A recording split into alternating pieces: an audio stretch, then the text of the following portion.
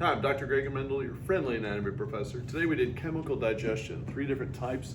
We did a starch, a lipid, and a protein digestion lab, and we're gonna explain all what happened. All right, you ready? Let's come on in and let's take a look. First of all, we have starches. Now, what we did over here is we took these test tubes and we added a couple things. And so I'm gonna grab my sheet here to kind of explain what happened here. Some of it went flying, but that's okay. So if you'll just take a look at this paper for a second, what we did is here we took starch, 1, 2, 3, 4, and 5.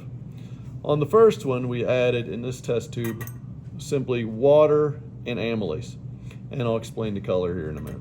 The second one, we had water and starch. The third one, we added water and glucose. You'll notice it is a nice orangish color. The fourth one here, we had starch and amylase, but this was at 37 degrees, and this one is starch and amylase at 0 degrees. So what we're looking at here is this. On each experiment, we have a substrate, an enzyme, and a product. The substrate is what we start with. You may think of substrate S, start, right? So we have starches. Notice starch could be bread, it could be, like a noodle or something like that. And our job in this experiment is, can we break down the starch from the substrate into a product, which we're hoping for glucose. Now, the enzyme we're using is amylase. Now, amylase is known to break starches down into glucoses. Now, how do we know if chemical digestion occurred? Because we're simply going to take and switch it. First of all, there's the control group, which is the first two. We see there's water and amylase, water and starch. Water's not going to break either one of these. Their amylase isn't going to break water or starch down into sugar at the end. We can't take water and break starch down into sugar. We can't take amylase and break water into sugar. So those are controls. Water and glucose is also control. It's the one that has glucose in it. That's why it came out the darkest. And these are our 2 actual test groups. So what we're doing is we have to find out how we know if there's still starches left, which is this sheet, and we use a chemical called IKI or Legules. IKI Legules is a gold color, and on this one we see that we had simply water and amylase. IKI/Legules, as I put here, IKI Legules, it tests for starches, it's gold, and if there is a starch present, it turns black. On the first one, water and amylase, gold. Second one, water and starch, ooh, black, because we have a control with starch. Third one, it's gold because there's water and glucose. There is no starch.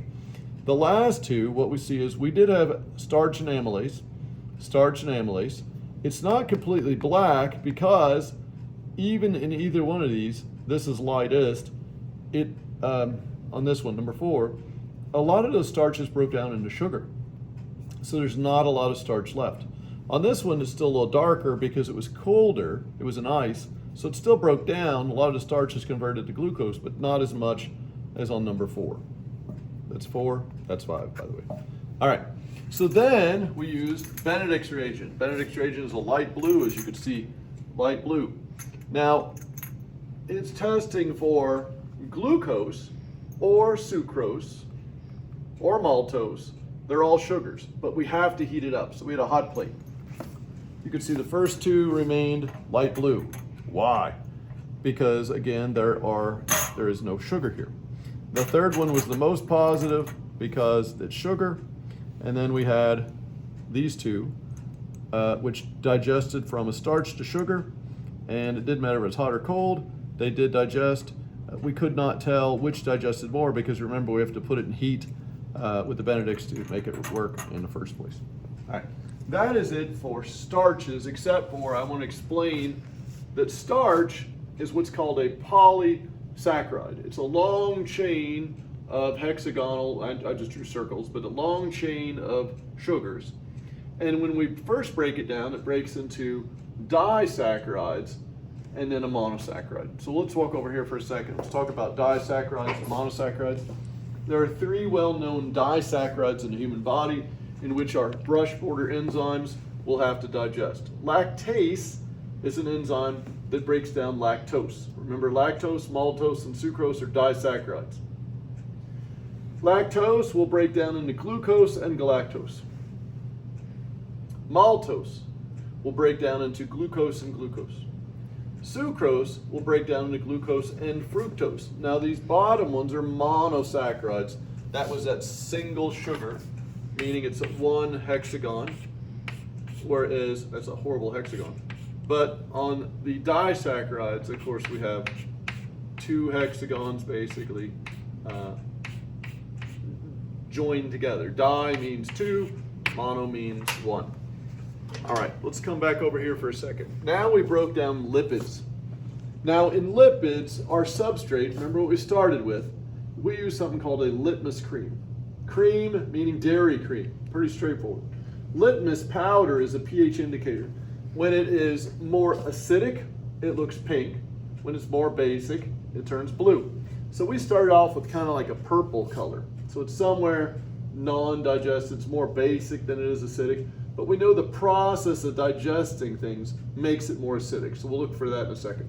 The enzyme we're using is called lipase. And we're hoping to break it down into either glycerol and 3 fatty acids or a monoglyceride and 2 fatty acids. Now remember, litmus cream in the human body, fats are like a triglyceride. It's a glycerol backbone with 3 fatty acids. What we're trying to do by digesting it is either rip all 3 off, maybe rip off 2. I guess it's possible to rip off 1. But that is the digestive enzyme. Now we also have an emulsifier. Bile salts from the gallbladder, bile, basically takes big chunks of fat and breaks it down into small. So we tried to see if we could break that down. So remember, substrate, litmus cream, enzyme lipase, product is 3 fatty acids. If you take a quick peek at our sheet of which we broke down, and then we'll move to that experiment. All right, so what we have here, the first test tube versus the 6th, we had water and litmus cream. All right, so water and litmus cream, obviously water is not going to break it down. This is our control groups. This is water and lipase. There is no cream, nothing to break down. So we're going to keep one just for a second. I'm going to set it real close by just for a second. And here what we did is we have the litmus cream in numbers 3 and 4, sorry. And what we see is one of them is at 37 degrees and the other one is at 0. Now if we compare these, what we'll see is this. This is number 1, water and litmus cream. The third one, you'll see that it did digest some. It turned pinker. Now remember that the more acidic, the pinker it becomes. This one that was in ice digests some, but not nearly as much. We're going to compare that to now, we added bile salts. Now in these you'll notice it's quite a bit more. The one that's the pinkest had litmus cream, bile salts, and warm. The one that was still digested most, but it was in ice compared to heat, this digested most, that's second most I meant to say, is you can see that it's starting to turn pink, but the one with heat that had the most complete digestion. Again, we're looking at shades of pink here for these to work. All right. Last but not least, we had a protein digestion lab. Now in this protein digestion lab, we have a man-made protein which is called BAPNA. Now BAPNA is a group of amino acids with a yellow dye stuck in the middle. If we can break this down, digest it with the enzyme trypsin. Trypsin will digest the substrate BAPNA, it'll break it apart, and that yellow dye could be released. So the product is amino acids and the yellow dye. Did it work? Let's take a look.